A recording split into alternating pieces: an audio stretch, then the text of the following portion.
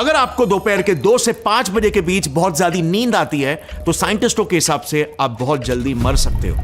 Let me explain you why. ये है रंजन दास, India के one of the leading IT company SAP के CEO।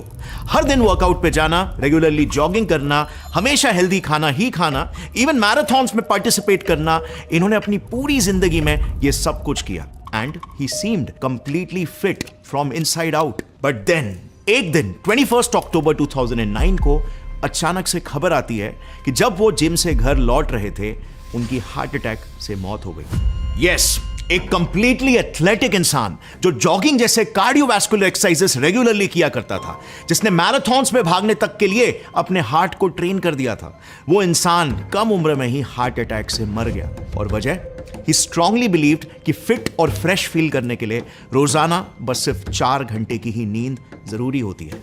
But क्या कम सोने की वजह से किसी को हार्ट अटैक भी आ सकता है? कैसे एक हेल्थ कॉन्शियस CEO ने इतनी बड़ी बात मिस कर दी? वेल, आपने डे लाइट सेविंग के बारे में सुना होगा। USA में मार्च महीने में क्लॉक्स को 1 घंटे आगे बढ़ाया जाता है ताकि समर सीजन में दिन के समय को लंबा किया जा सके। घड़ियों को 1 घंटा आगे 2 मार्च रात को 2 बजे किया जाता है और लोगों को उस एक दिन 1 घंटा कम सोने को मिलता है। और रिपोर्ट्स के हिसाब से सिर्फ उस 1 घंटे कम नींद की वजह से हार्ट अटैक्स 25% से बढ़ जाते हैं और 2 दिनों तक 25% से बढ़े रहते हैं। आई रिपीट, सिर्फ 1 घंटे कम स्लीपिंग टाइम की वजह से। अच्छा, इसका रिवर्स भी होता है। नवंबर को जब 1 घंटे ऐड होते हैं तब हार्ट अटैक्स 22% से कम हो जाते हैं। Fascinating, right? दुनिया के सभी स्लीप साइंटिस्ट का एक ग्रुप है called association of professional sleep societies. उनके एक रिपोर्ट में उन्होंने ये रिवील किया कि जो लोग स्लीप डिप्राइव्ड होते हैं उन्हें यूजुअली 2 स्पेसिफिक टाइम स्पैम्स में बहुत ज्यादा नींद आती है। एक 2 से 7 AM के बीच और दूसरा 2 से 5 PM के बीच। अब इसमें एक वियर्ड पैटर्न देखना, most of the heart attack cases में लोग इन्हीं टाइम स्पैन्स में ही सबसे ज्यादा मरते हैं। अब इन्हीं सारे वियर्ड पैटर्न्स को देखकर सबसे पहले सभी साइंटिस्टों को यही लगा कि ये कोइंसिडेंसेस हो सकते हैं, संयोग हो सकता है। लेकिन अभी पिछले साल अहमदाबाद के जायडस हॉस्पिटल ने जब 243 हार्ट पेशेंट्स का एक सर्वे किया तब उन्हें पता चला कि करीब 37% हार्ट पेशेंट्स में उनके कंडीशन की वजह थी इनएडिक्वेट स्लीप। यानी कि पॉइंट यह है कि अगर आपको दोपहर में बहुत तेज नींद आती है तो यह आपके बॉडी का एक नेचुरल अलार्म साइन है कि आप सीवियरली स्लीप डिप्राइव्ड हो और आपका हार्ट कमजोर होना शुरू हो चुका है। हर इंसान अपनी 1/3 लाइफ सोते हुए बिताता है और इसीलिए सभी को इसके बारे में सही नॉलेज होना जरूरी है। आज आपके नींद से जुड़े सभी सवाल यही वीडियो में आंसर होंगे और इसीलिए आज इस वीडियो में हम जानेंगे स्लीप हमारे शरीर के लिए बायोलॉजिकली स्पीकिंग सबसे इंपॉर्टेंट एक्टिविटी क्यों है। आई रिपीट, सबसे इंपॉर्टेंट एक्टिविटी। इन इमेजेस को जरा ध्यान से देखें। ये कुछ चूहों के ब्लड आर्टरीज के इमेजेस हैं जिन पर हार्वर्ड मेडिकल स्कूल और मैसाचुसेट्स जनरल हॉस्पिटल ने एक जॉइंट रिसर्च की थी। इनमें से फर्स्ट वाली इमेज उन चूहों के नसों की है जिन्हें ठीक से सोने दिया गया था और सेकेंड वाली इमेज उनकी है जिन्हें 16 हफ्तों तक ठीक से सोने नहीं दिया गया था। इनमें आप क्लियरली देख सकते हो कि सेंटर में एक गाढ़ा प्लैक फॉर्म हो गया है जो कि फर्स्ट वाले में तो कम है लेकिन सेकेंड वाले में ऑलमोस्ट पूरे ब्लड वेसल को ब्लॉक कर रहा है। अब साइंटिस्टों ने सोचा कि ये आखिर हुआ क्यों? वेल, क्योंकि लगातार डिसरप्टेड स्लीप से WBCs के प्रोडक्शन को रेगुलेट करने वाले हिप्पोक्रेटिन हार्मोन का लेवल एबनॉर्मली ड्रॉप हो जाता है और इससे हद से ज्यादा WBCs बनने लगते हैं जो नसों को ब्लॉक कर देते हैं। जी हाँ, दैट्स राइट। अनफॉर्चुनेटली वो प्लैक हमारे ही WBCs से बना हुआ प्लैक है जो एक्यूमुलेट होके नसों को ब्लॉक करता है और फिर हार्ट डिजीजेस कॉज करता है। But it doesn't stop over here.